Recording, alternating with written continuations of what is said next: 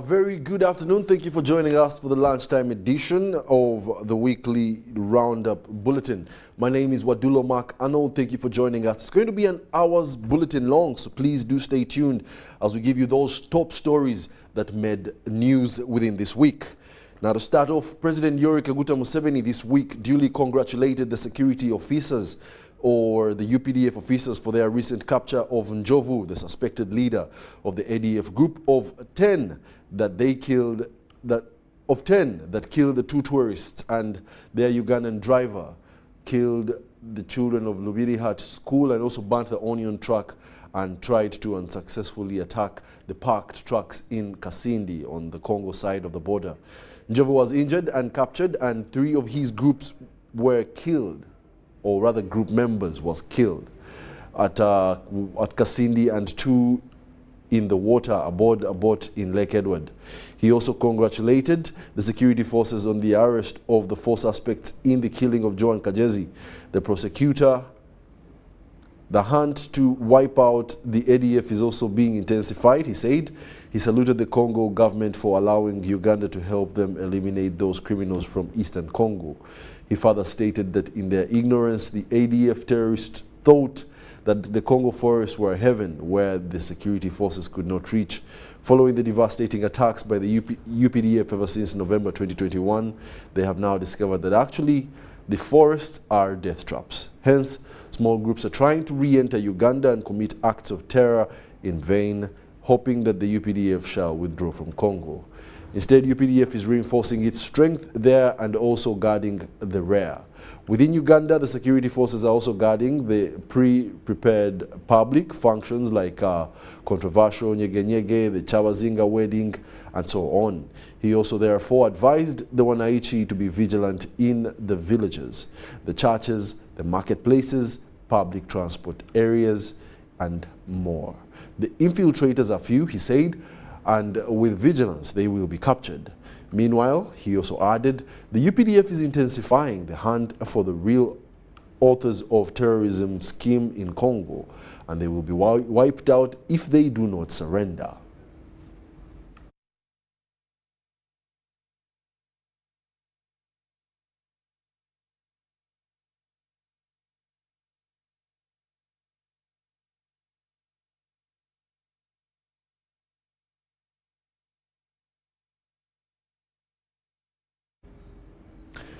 And still from this week, President Yoweri Kaguta Museveni also committed to the creation of seed capital to incentivize local investment.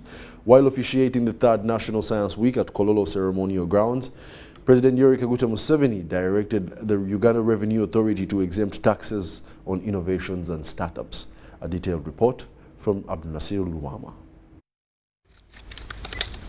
Upon realizing the infantry collapse of businesses, President Yoweri Kaguta Museveni has committed to create a seed funding innovations with the proper feasible arrangements. President was officiating at a 3rd National Science Week at Kololo Ceremonial Grounds and emphasized incentivizing scientists towards homegrown solutions. This is not a lot of money. We can put it. You just instead of mourning and crying and so on, bring the proposal. We shall put the money. The money we have been putting, yes, we have been putting it project by project. As Honorable Kasaija says, some people interfere with it, but we can stop them. So therefore, we don't have a problem of this minimum funding you are talking about. So number 1, government seed capital, which was your recommendation, can be provided through this annual allocation. Museveni decried taxes imposed on innovations and startups at the infantry as they discourage the would-be potential investors and entrepreneurs. Why tax innovations?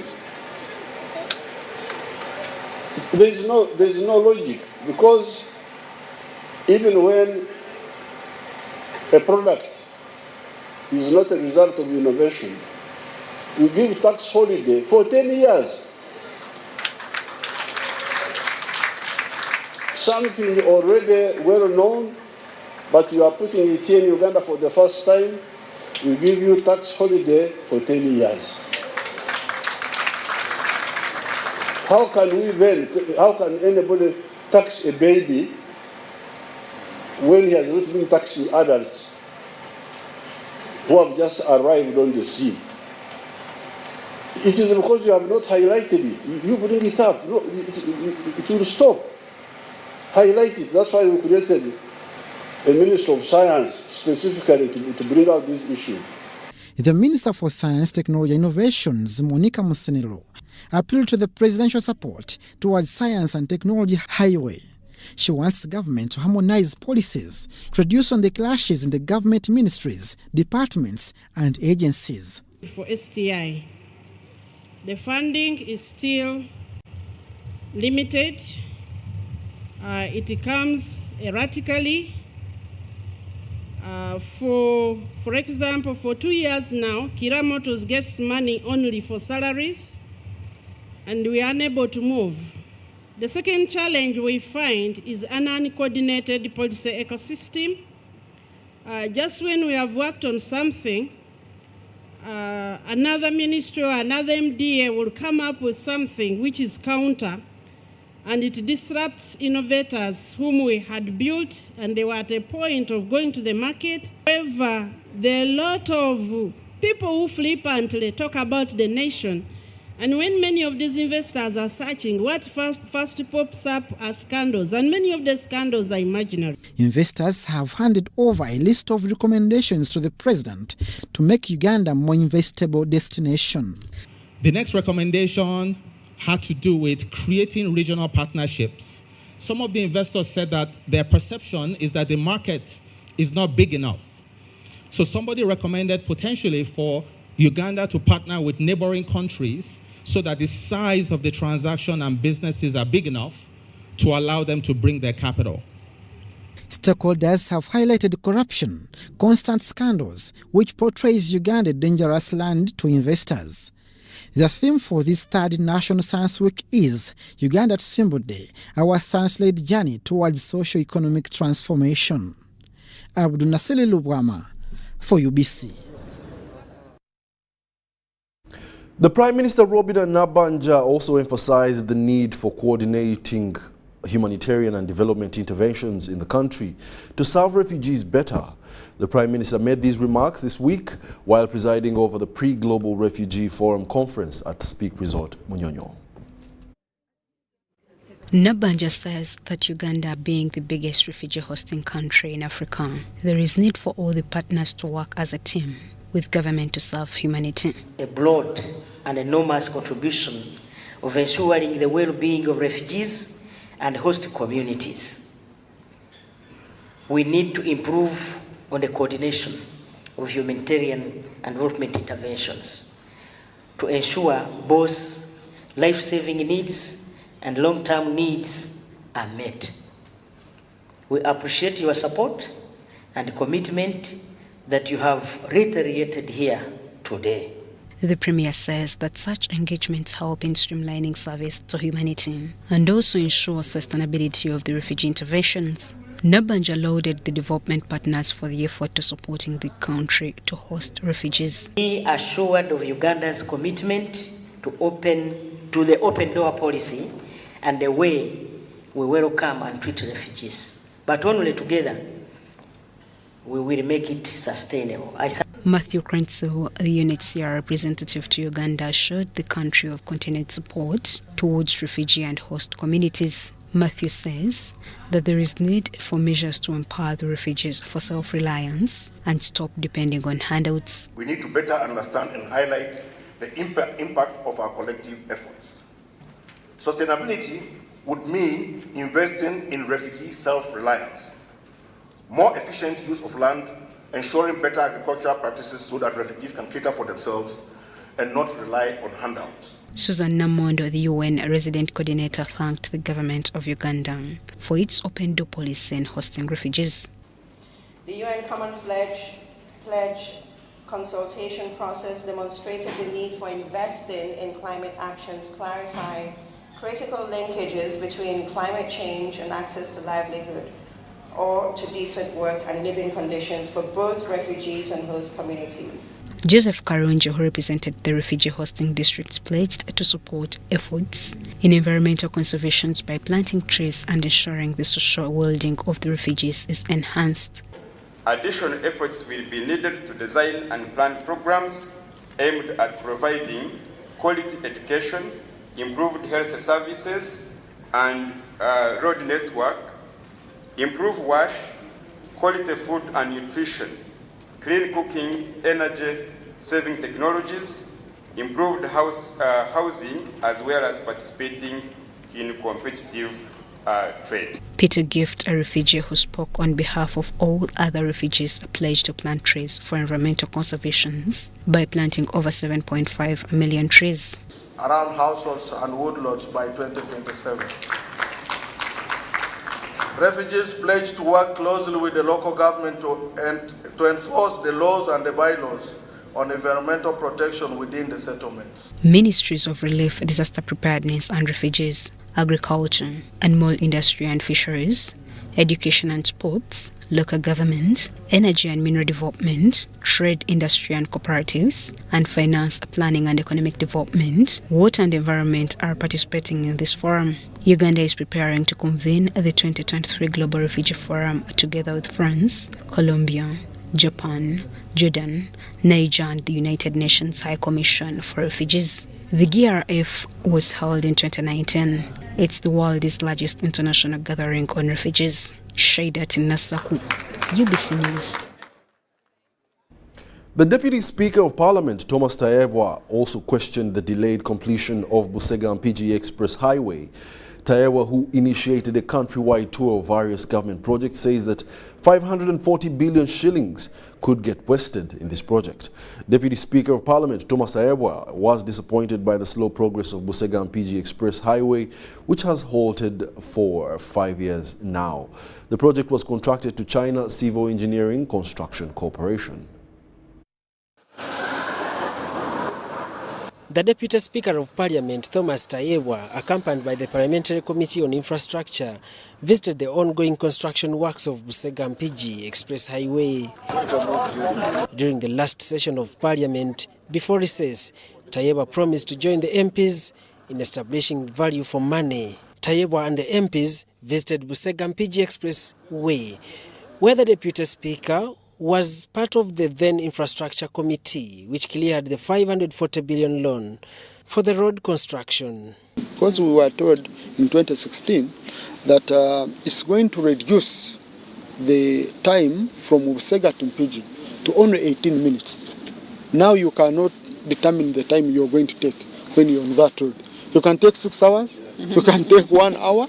I've ever taken around 6 hours on that road. The appearance did not appease the visitors after the progress could not be justified. There has to be drainage system, but it's not yet implemented because they are still working. So the more they delay, the more effects to the general public, to the people around the area. You know, the Kampala-Kasese line also passes here.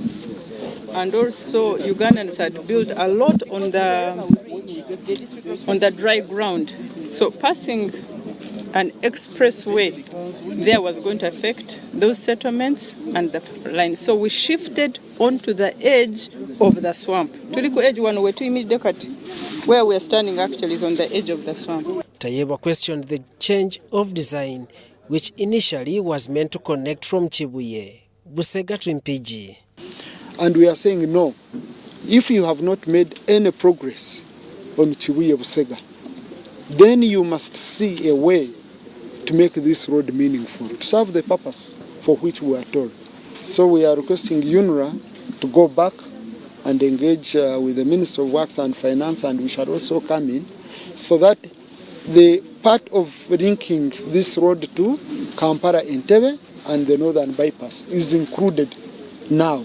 The project is co-funded with support from the African Development Bank and African Development Fund, and was contracted to China Civil Engineering Construction Corporation in a joint venture with China Railway, 19th Bureau Group, Uganda Limited. The team also inspected the new Katonga Bridge project, which construction works is expected to be completed in 1.5 years. The new bridge will be higher, and we shall, I think that's what you're calling a flyover. It's not a flyover. A flyover, there should be somebody flying down. But this one, we shall be raised. The bridge will be raised. Actually, the whole swamp. Because when it's raised here, say at this level, you have to take the whole level. Daniel Mugoya, Gloria Gutabinji, UBC News. This week, the government also signed an agreement with Vitol to exclusively have the rights for supply of all petroleum products. The Minister of Energy and Mineral Development, Ruth Nankabira, told the Committee of Parliament on Environment and Natural Resources. Details in this report. During a plenary sitting on the 31st October 2023, the Minister for Energy and Mineral Development, Ruth Nankabirwa, tabled the Petroleum Supply Amendment Bill 2023 that seeks to regulate the importation and supply of petroleum products in the country. The bill was referred to the Committee of Environment and Natural Resources for scrutiny. Before meeting stakeholders of Mahathi Infra Uganda Limited, who own Lake Victoria Shipping Company that transport oil from Kisumu in Kenya via Lake Victoria, the committee first interfaced with Energy Minister Ruth Nankabirwa and the Attorney General, as well as Principal Legal Advisor to Government, Kiriowa Chiwanuka. But we can handle that. We make laws to facilitate doing business and managing the country, so we can't get stuck. According to the minister, government, through the Uganda National Oil Company, UNOC, has already signed an agreement with Vitol, giving it authorization to supply all petroleum products in the country. Vitol is going to buy from the refinery straight to UNOC, and from UNOC straight to Uganda, either through Jinja storage terminal, and we shall have relationship with other companies that have storage. However, legislators who sit on the Committee of Natural Resources tasked the minister to give more clarity on the company Vitol, which they say does not have the capacity to handle the matter. Does the agreement with Vitol allow UNOC to source from other people, or is it an exclusive agreement? However, available information on the website of Vitol Global Solutions Energy multinational company indicates that it's a Canadian company that has been in business for over 50 years, serving the world's energy markets. Vitol trades 7.4 million barrels of oil and gas a day. Each year, it trades 355 million tons of crude oil and products, refining capacity of 500,000 barrels across its 6 refineries. The company also has 17 million millimeter cubic storage capacity globally. Despite its wide-range experience, Vitol is strengthening its position in Asia's expanding biofuel market with the delivery of specialized burgers to Singapore in 2024. From early next year, Uganda will be among the countries that Vitol, through its wholly owned subsidiaries, V-Bankers and Vitol Bankers, will be able to offer a range of biofuel blends from B24, B30 and even up to B100 if its customers request. Uganda's contract with Vitol starts running with effect from January 2024. That's why we are having high hopes that surely these layers are not there for nothing. They are also making money. So we avoid them. If you avoid them and go straight from Vitol to UNOC, from UNOC now to Uganda, at least we will make, a saving. And that saving must be seen in managing the pump prices. Currently, all vessels delivering bunker fuel in Singapore are oil tankers, to which Uganda is going to be a beneficiary on the added list of Vitol Global Energy Solutions. The Vitol vessel tankers that are going to supply fuel to Uganda are permitted to only supply a fuel blended with biofuel up to 25% concentration.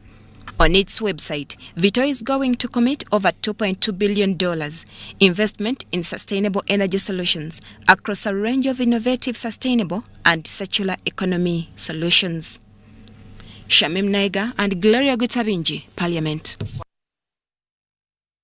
And with that, let's take a short commercial break and return with more for you. Please do stay tuned.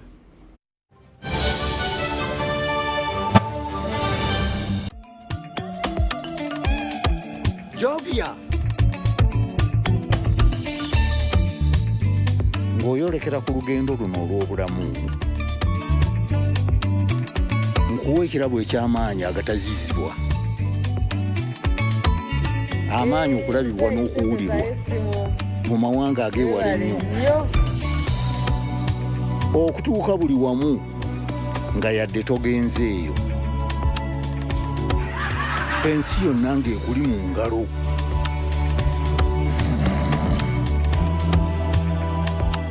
Okutambula mu biseera n'okumanya buli kimu ekirina okumanyibwa.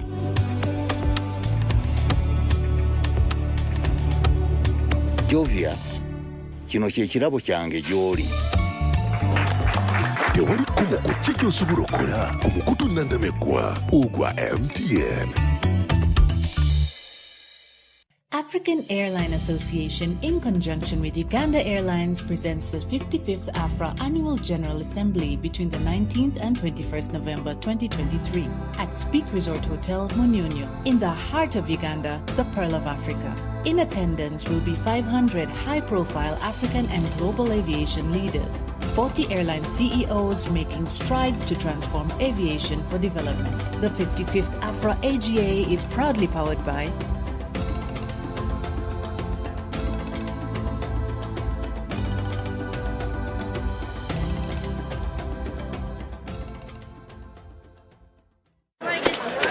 Juko. Yo.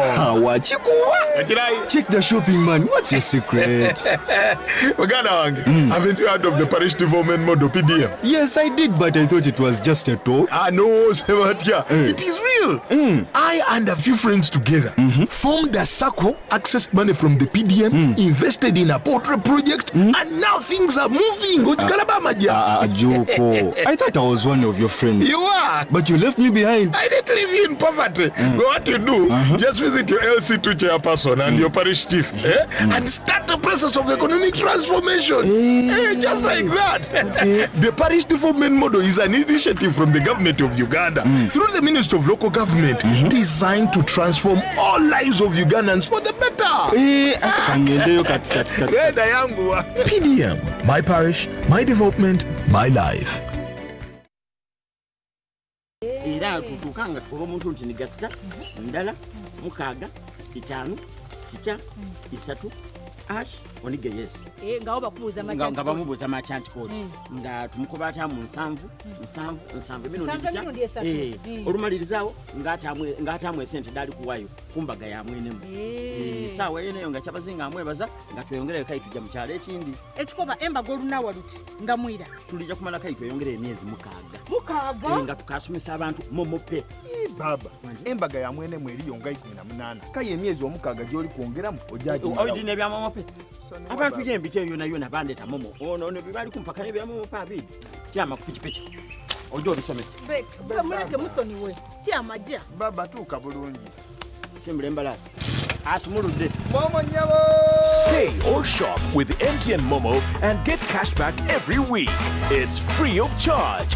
Use the Momo app or dial *165*3#. Sebo. Yes? This is the bill. What? Malaria testing, 10,000. Treatment, 100,000 since we put her on drip. Hey, Musao, can you read this for me? Before I brought my wife here, I'd already spent money on buying herbal medicine and drugs from the pharmacy, which didn't work. But Sebo, the government gave out mosquito nets. Doesn't your family use them? We got the mosquito nets, but they got holes and we didn't know what to do. Protect your loved ones from malaria. Sew your mosquito nets whenever they get damaged to keep the mosquitoes away. Ensure all nets are tied up every morning to avoid damaging them. Ensure that everyone in your family sleeps under a treated mosquito net every night, whether it is a cold or hot season. Together, we can chase malaria out of Uganda. This message is brought to you by the Ministry of Health with support from Global Fund. No malaria catch.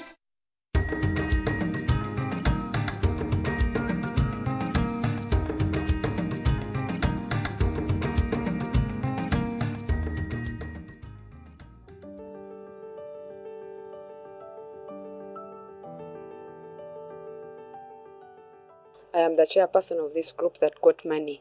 The group is called Kalsandala HIV/AIDS Craftswomen Group. UWEP gave us money in 2017 and they gave us 3.3 million Ugandan shillings. We used it in 1 year and got 23 million out of it.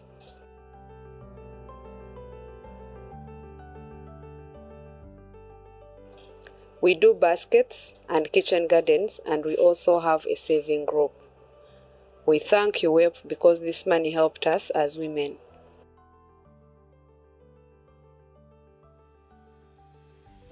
Women can now educate their children and build houses because many of them are single mothers.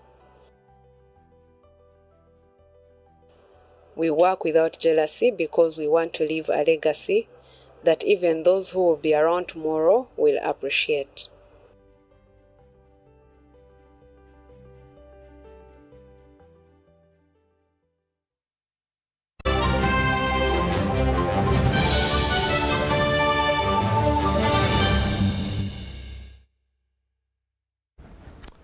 Welcome back. You're still watching the UBC Lunchtime News Weekly Roundup Edition. However, this time in studio we are hosting a not so new guest, a very, very popular guest, or someone that I can say is almost becoming a resident co-presenter. Or can I also say around this time of the year, most of the times we always expect her to, you know, join in on the broadcast and share with us. You're very welcome, Madam Jennifer Kalule. Thank you, thank you, thank you. It's always a pleasure to be over here, and it's an honor to serve the nation. Yeah, I think I've been hosting you for the previous 2 or 3. Much appreciated, much appreciated. It's really insightful to, you know, have you here and advise our, you know, education sector on really how to go about our. You're more like the minister of guidance within. Yeah, you're doing a good job, and we really commend you for that. And we commend the UBC also for giving us the opportunity. But thank you, thank you, Right, and get on to our viewers. Happy Sunday, everyone. All right, so this week is unique. We see a number of candidates that have completed. I mean, the shortest of them. The shortest of them, the primary 7 candidaents, and then some senior 4s. And then some senior 4s have also completed. Yeah. Yes, and then we also see now a new set of exams going to open up tomorrow. What does that look like on your end as you know? Well, I must say it's kind of like winding down for us, and we want to thank the Lord for that. For that, PL is the worst. When PL is coming, we are all like on our tentacles. It's the worst. It's the worst. What makes it the worst? The candidature, first of all, it's close to 800,000. There are so many candidates. There are so many centers. Almost on every village in this country, there's a primary school. And for some reason, rain likes PLE. When it's PLE, it rains quite a lot. And this time round, we actually sat and prayed. My boss said, oh God, please, we've had enough rain for this. It rained on Tuesday and we're beginning on Wednesday. And I was like, God, please, let's not have any rain tomorrow. Please help us. And God is faithful. We had a few rains on Wednesday afternoon, the first day, in some places like Serele, Apache, Eastern Uganda a little bit. And but the rest of the country was dry. And on Thursday, the final day, it was dry throughout. But even where we had the rain, it did not disrupt the distribution. So really God answers prayers. And we want to thank everybody who joined us, to support the candidates. A number of them, of course, are scared. They were scaring. I mean, like anybody will be scared of examinations. It is their first time for this kind of examinations. They don't know what to expect. And that is why we insist on the briefing and the parents being there for the moral support, giving them the support that they need, pray with them, inspire them, talk to them, encourage them, let them know you are praying for them, let them know they can make it with God's guidance. So I want to thank the Lord. It was all successful. It was one of the most successful seasons, honestly. Of PLE. Of PLE. We did not have disruptions of rain. Even in terms of malpractice, that time we got trouble with distributors. It was chaotic. And now this time round, we had to request for the local government authorities to really join us. And I'm here on behalf of the board to say thank you. Thank you to the district authorities. Thank you to the CAOs, inspectors of schools, DAOs, who all worked so hard to make sure that we had a smooth transportation of the examinations. We did not get distributors cutting our papers, trying to, to pull out one and they photocopy. That did not happen. Okay. Where we had traces of malpractice, actually it happened with the heads of centers, directors, and some invigilators, unfortunately. But even then, we were able to get wind of many of those cases. A number of those cases are now being, police is compiling their reports, and we hope that they will appear in court sooner or later to answer charges of, destroying examination material, but also unauthorized possession of content believed to be in a paper. And in this case, maybe actually it was.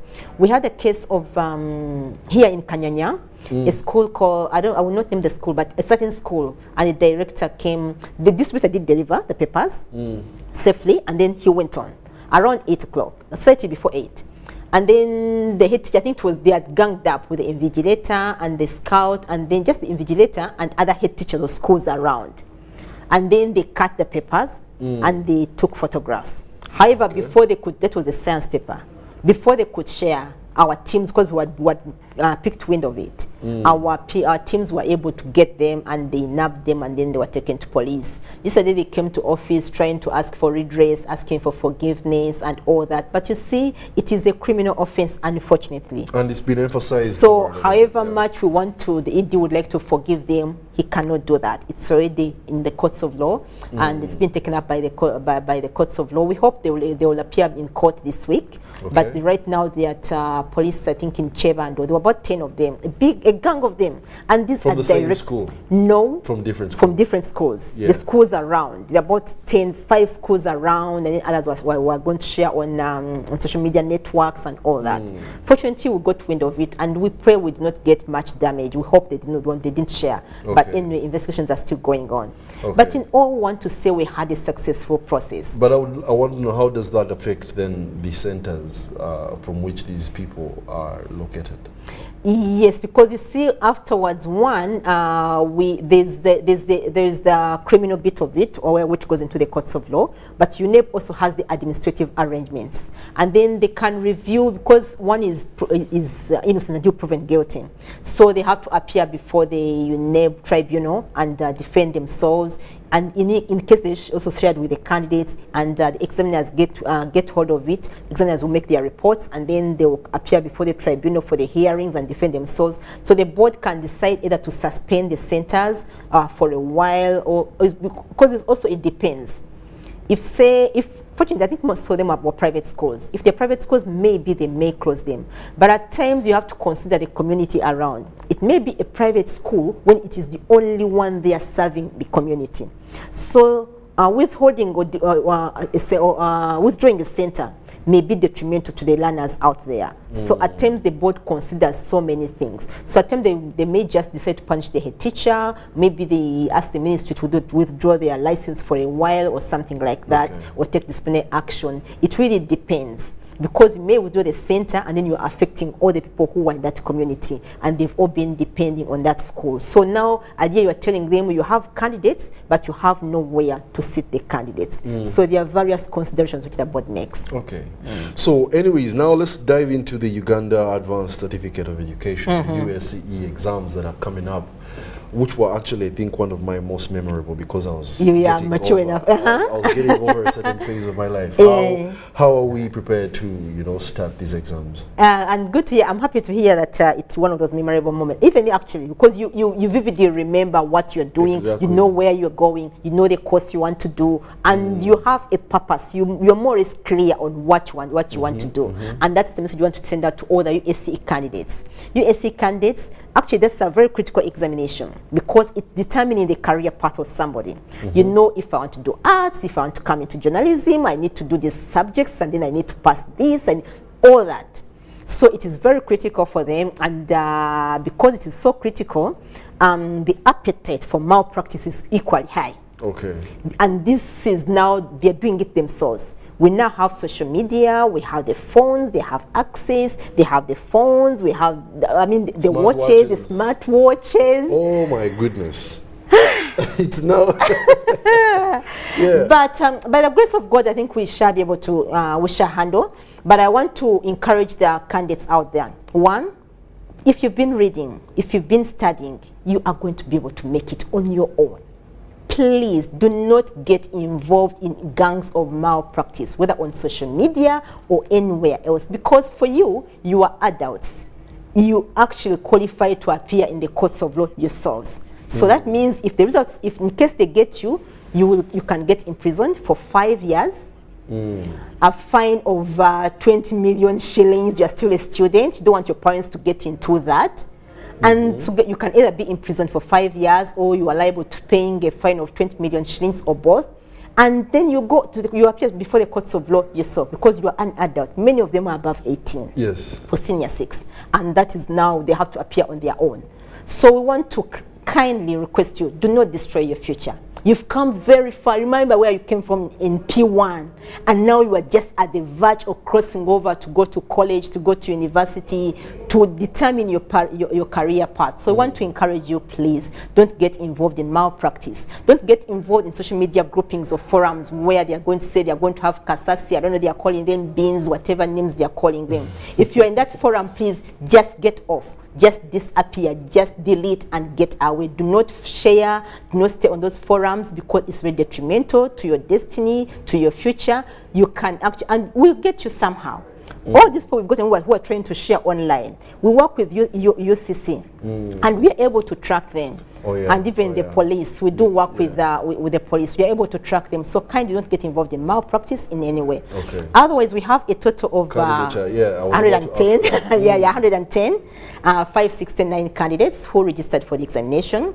And for us, this is a very good number, because last year we had 97,889. So we have an increment of about 11.4%, which is quite good. So we are grateful to everybody who has been supporting these learners. And to the learners, thank you for keeping and hanging in there. Let's keep going, because you need those papers. So out of these, 43% are girls and 57 are males, and they will be doing the arts candidates will be writing history on Monday morning, and will be writing math. For the sciences, will be writing math that is on Monday morning. So we want to encourage you to please stay disciplined, because being a candidate does not absolve you from being punished. History is in the morning. Yeah, history is in the morning. Which history is that? Because European history. European history. Yeah. That's for the arts, and then the sciences will be doing math. In the morning. Yes. And then even in the afternoon, they will still have history and math still in the afternoon. So it's kind of the same papers for the sciences and then for the arts. But we want to caution the candidates, please, don't get involved in acts of indiscipline. That can lead you to being disqualified. Once again, I want to emphasize, being a candidate does not mean that you are over and above the school rules and regulations. You still need to abide by the school rules and regulations, be in class in time, be there and be in the examination room in time. Please don't be late. If you come more than 15 minutes after the examination has started, you will not sit for examination. We assume you are somewhere looking at some kasasi or some katwa or whichever, so please be in time. Make sure you are there at least 30 minutes before the examination begins, so you can be checked by the invigilators. Don't come with your smartwatches, please, much as you have them. Don't come with them. There's going to be a clock in the examination room, so you don't need to have your watch, please, because it makes you vulnerable. You shall be suspicious. And then don't come with erasable pens, please. We shall think you want to do some impersonation. You want to write somebody's name afterwards. Erasable pens are not acceptable. We want the ordinary pens, either the bigs or the nice, whatever pen that you need, blue or black. We don't allow you to use erasable pens, or even don't come with your smartwatches.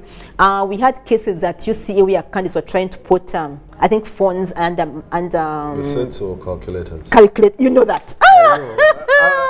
There were even digi science calculators that could save some data. Nowadays. So yes, a lot of things are changing due to, and I think that's a task for you as UNEB. You really need to move with these trends. Because we need to do that. Because now, even at university, I would say, I know we're talking about UNEB, but even at university, I think the grading is going to have to change. We have an application called ChatGPT. Now, ChatGPT will simply write for you an essay, your coursework in 30 seconds. it will write for you 5 pages in 1 second about you. You just give it a prompt. Give it a question. You give it a prompt. Tell me about maybe, let me say, the media theory on this. And it will give you, and you say, make it a coursework paper. And it will give it to you. Maybe you can even tell it, translate it in French, or translate it, and it will do it. So we're having, you know, technology driving us quite fast. Quite fast, and I think that, you know, the regulation really also needs to move fast. We have no excuse to lay back and say, you know, definitely, we're going to do the same thing we did last year. Because every year things are changing. Artificial intelligence is here, technology is here. So yes.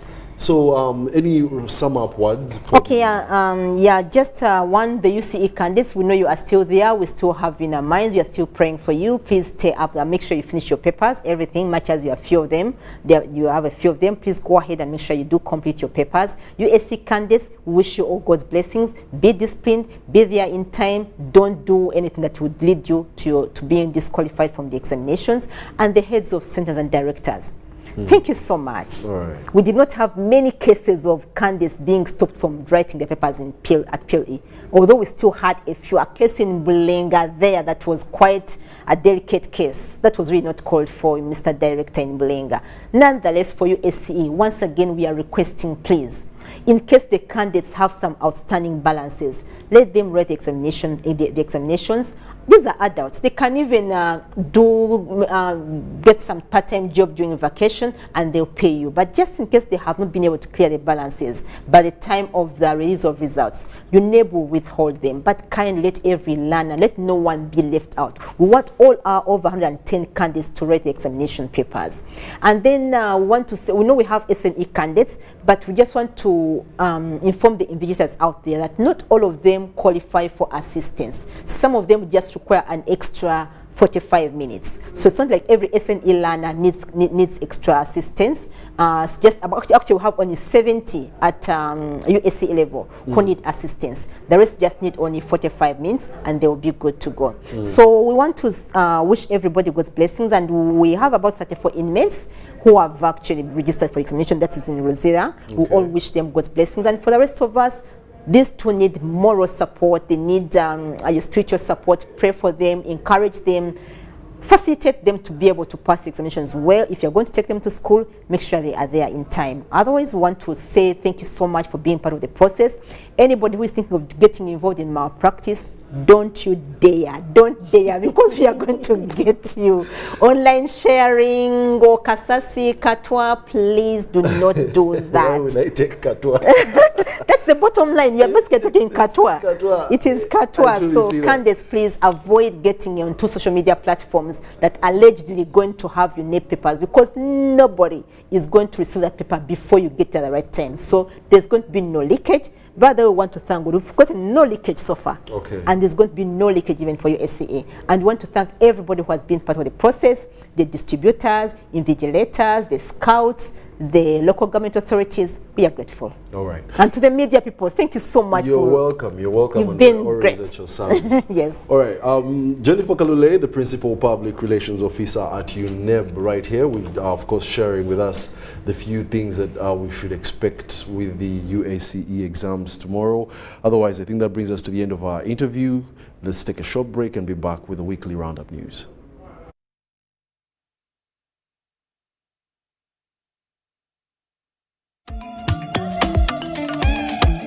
Jovia ng'oyolekera ku lugendo luno olw'obulamu, nkuwa ekirabo eky'amaanyi agatazizibwa, amaanyi okulabibwa n'okuwulirwa mu mawanga ag'ewala ennyo, okutuuka buli wamu nga yadde togenzeeyo, ensi yonna ng'ekuli mu ngalo.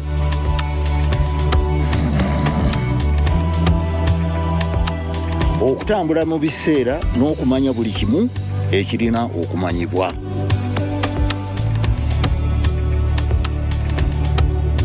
Jovia, kino kye kirabo kyange gy'oli. Tewali kumu ku kye ky'osobola okukola ku mukutu nnandameggwa ogwa MTN. Juko. Yo. Check the shopping, man. What's your secret? Haven't you heard of the parish development model, PDM? Yes, I did, but I thought it was just a talk. No, Sebatia. It is real. I and a few friends together formed a circle, accessed money from the PDM, invested in a poultry project, and now things are moving. Juko. I thought I was one of your friends. You are. But you left me behind. I didn't leave you in poverty. What you do, just visit your LC2 chairperson and your parish chief and start the process of economic transformation. Just like that. The parish development model is an initiative from the government of Uganda through the Ministry of Local Government designed to transform all lives of Ugandans for the better.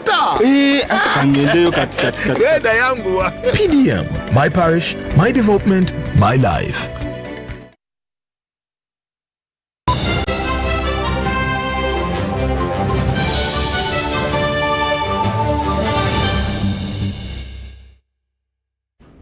Welcome back. You're still watching the weekly roundup edition of the UBC News Lunchtime. Now, Minister for Science and Technology Monica Mosenero also faulted the media for often fishing out news with controversy at the cost of development. She challenged the media fraternity to aid government and private sector to promote science and technology and also other innovation for economic development at the National Science Week 2023. The first day of the National Science Week 2023 focused on the role the media plays in promoting science and innovation. Many of the innovations will end up looking for investment. Now, if an area somehow is kind of discredited in media, when the investors are looking at this because there was a reporting which was not accurate about this innovation, then the investors are not going to have the confidence to put money into this. Uganda's media landscape has over 200 players competing for viewership, listenership and readership from different demographics, which has compelled the media to check accountability. Some of the bad negative stories you see are not from the mainstream media. It's actually from citizen journalism. The gatekeeping process has been skipped. The accuracy has been skipped. It is about who breaks the story first. But also I think that what we can do is come up with a science desk. Journalists who have been trained to understand science and technology. But what we normally do is when we are assigning people, we get on the general desk. However, more training, funding and empowering the media in science-related fields are some of the solutions that have been proposed on this first day of the National Science Week 2023. We need to agree, first of all, that there needs to be a threshold of how we can pay journalists in this country. Because it isn't enterprising enough, it isn't paying enough, it isn't attractive. The National Science Week is on the theme Uganda to Simbu Day, our science-led journey towards socio-economic transformation. This is expected to be launched officially by His Excellency Yoweri Kaguta Museveni on Thursday, 9th November 2023. Wadulo, Mark Arnold, UBC News in Kampala. And still from this week, Minister for Local Government Raphael Majezi directed management of Arua City to conduct fresh allocation of stalls and lockups in Arua main market. The minister was in Arua City to present the new law that guides management of markets.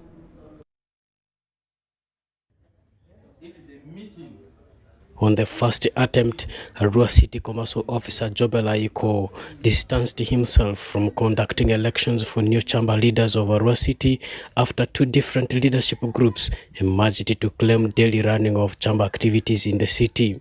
This caused the Arua City Deputy Resident City Commissioner Ham Ezama to stop the electoral process until National Chamber Secretariat resolves the matter. Upon clarification by Uganda National Chamber of Commerce and Industries Secretariat, headed by Olive Chigongo, the new electoral process was given a green light and is scheduled for Monday next week at Heritage Courts Hotel. As a process, we have already displayed the voters register, which consists of 220 members who are eligible to vote. We'll go by the register, which was issued to me by the office of the Resident City Commissioner, which came direct from the President Chamber of Commerce at national level. will follow the guidelines as communicated. Police are swung in to ensure peaceful elections on that day. 2 candidates have shown interest in the position of chairperson for Chamba Arua City branch. We will ensure that the policies the government is generating in Parliament concerning business has our input, whether in the Parliament of Uganda or in the local councils around. We are going to lobby for projects, grants, business opportunities with other chambers all over the world. You know, as you do business, you may conflict, may have issues with URA, you may get problems with NSSF. So when we get to problems of that nature, that committee of chamber will also resolve it. However, one of them is not satisfied with the current electoral decision. How would you only put a notice in the division of Arua's central division, and more so you hide it? It's not in the public notice board. You put it on the doors of the RCC. 2 days to the election, and you think you have communicated? Absolutely no. The Uganda National Chamber of Commerce Secretariat should realize that it is failing in its mandate. The office of RCC is not partial. We already know he has interest in the results of these elections, and therefore is also another reason we will not participate in this election. Meanwhile, the outgoing Arua City Chamber Chairman, Jackson Atima, urges electorates in the Chamber Electoral College to vote responsibly so that good leaders are got. I am ready to join them in electing the new leadership, and I am ready to hand over Chamber to the new leadership. Joseph Fodama, UBC News.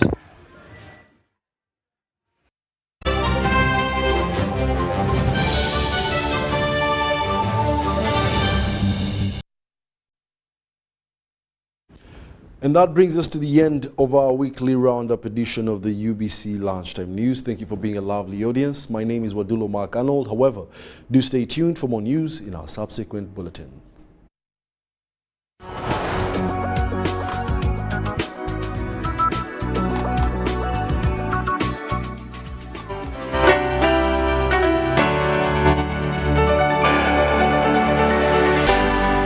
UBC, inspiring Uganda.